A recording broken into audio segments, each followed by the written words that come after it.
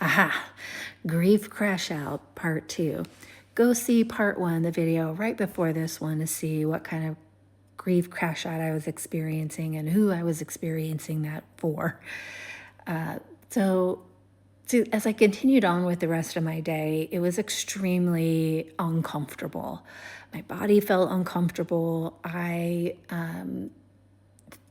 could feel my energy just like pushing down the grief, because I had places to go, things to do, a job to do, clients to serve, run errands, and I couldn't crash out. And when we talk about a crash out, we often think about it in terms of like these big emotions, total loss of control, or just like a deep detachment from sometimes reality.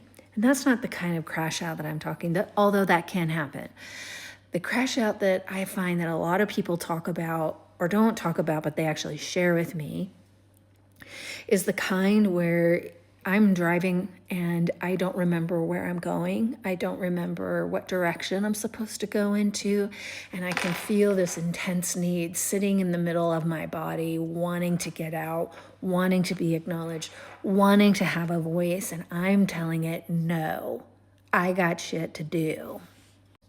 I mentioned yesterday that I wrote about it. I even meditated. I even put my feet in the ground, and it wasn't working. I've listened to a lot of folks who are in the grief space kind of sane wash the experience of grief, that, that we should move through it with dignity and peace and calmness, because eventually it will be healed. And I will say, when I first started my journey in being a grief coach, I did that as well, because I was afraid to really talk about the reality of it to others, because then I would have to face the reality of my own grief. The crashing waves of grief are incredibly intense, and it can look like a normal person on the outside.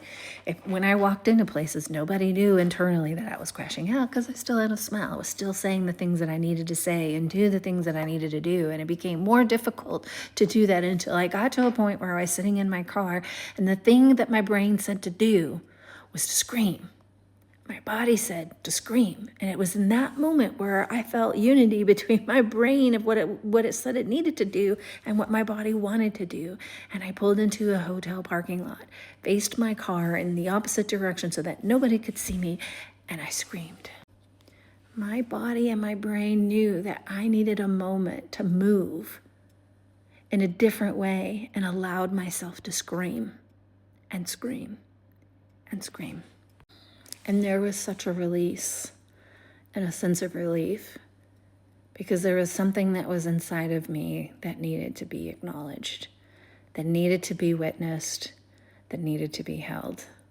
And sometimes that holding is not about hugging myself. Sometimes it's the big release. And that can feel really scary.